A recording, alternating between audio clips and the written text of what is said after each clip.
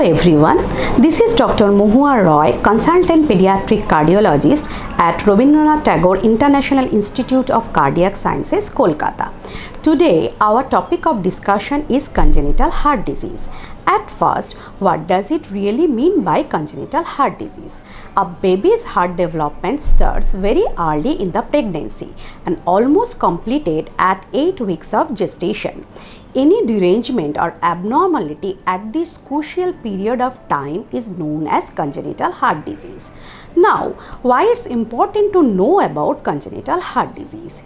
Number one, congenital heart disease is not a rare disease to happen. The incidence of congenital heart disease is quite high.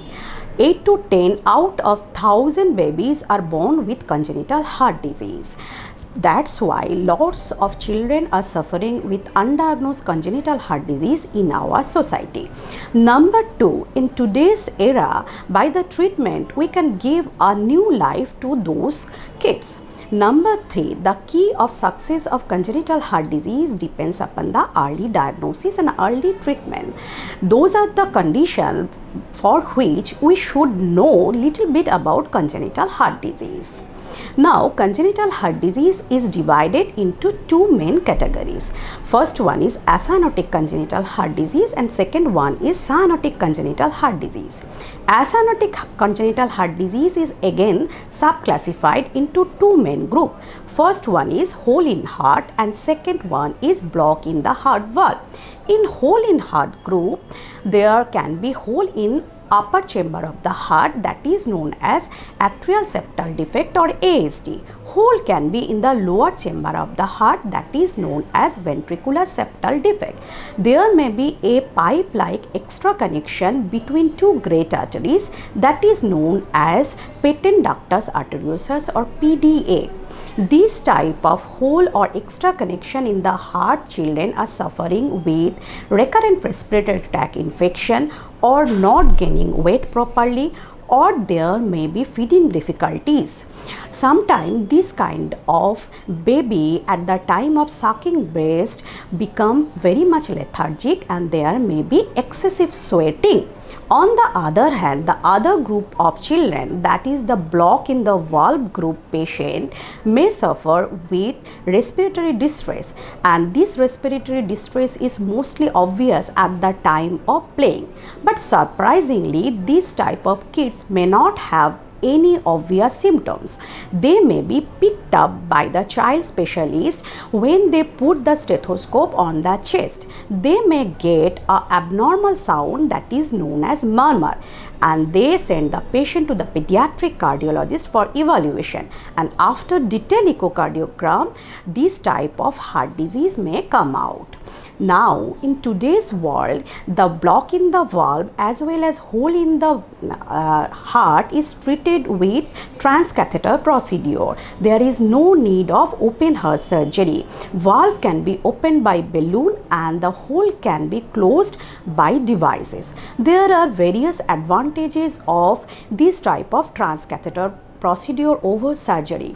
Number one, by this way we can avoid the permanent scar on chest. Second one, there is no need of cardiopulmonary bypass. So bypass related hazards are out of question.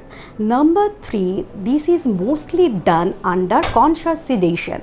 That's why no need of general anesthesia. By this way we can avoid hazards of general anesthesia. But most important or attractive advantage is that this child can go home within 48 to 72 hours of procedure.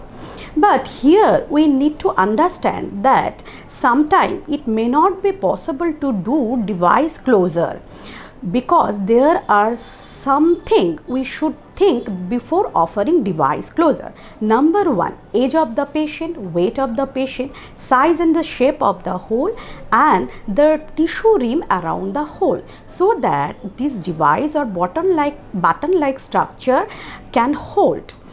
Now, before assessing or before offering any device closure, we have to think and we have to judge, is it possible to device closure in this particular children or not. Now I would like to discuss about the next group of cyanotic congenital heart disease. Cyanosis means bluish discoloration. This kind of baby's heart must have difficult or complex type of disease. That's why the impure blue blood and pure red blood get mixtured and their lip, tongue and whole body become blue. This bluish discoloration is mostly observed at the time of crying, or for the older kids it may be observed at the time of play. Most of the time, cyanotic congenital heart disease children needs open heart surgery. Sometimes they may need more than one open heart surgery. The type of surgery, the time of surgery and number of surgery depends upon the complexity of their heart structure. Normally, it is decided by a pediatric cardiologist after detailed echocardiogram. For planning of surgery, sometimes pediatric cardiologists may offer CT angiogram or cardiac catheterization. Now, the successful outcome of the complex surgeries depends upon multidisciplinary team approach, which consists of one pediatric cardiologist, one cardiac surgeon who is specially trained with congenital heart disease surgery, and one cardiac anesthesiologist. But last but not the least, most important role played by one cardiac intensivist. And the infrastructure wise, it is very much important that hospital should have a good infrastructure as well as nursing facility for the good outcome of the complex cardiac surgery operation.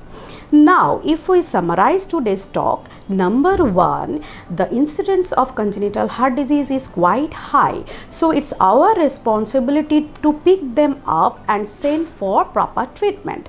Number two, in today's world, after transcatheter closure of the hole or by the open heart surgery, this kind of kid may have almost normal life. Number three, the key of successful outcome depends upon early diagnosis and early management. Sometimes some complex congenital heart disease kid may die within very few weeks of after birth if we don't start treatment at proper time. Sometimes without treatment they may alive for long time, but day by day they become high risk for operation, and sometimes they may become inoperable in later part of their life. Number four, for the complex congenital heart disease operation successfulness depends upon multidisciplinary team approach as well as infrastructure of specific hospital. Before closing today's session, I would like to tell you that complex congenital heart disease as well as simple congenital heart disease is not restricted to only the children. In our side, that is in the subcontinent, in our subcontinent, lots of adults are also suffering with complex congenital heart disease as well as non-complex congenital heart disease.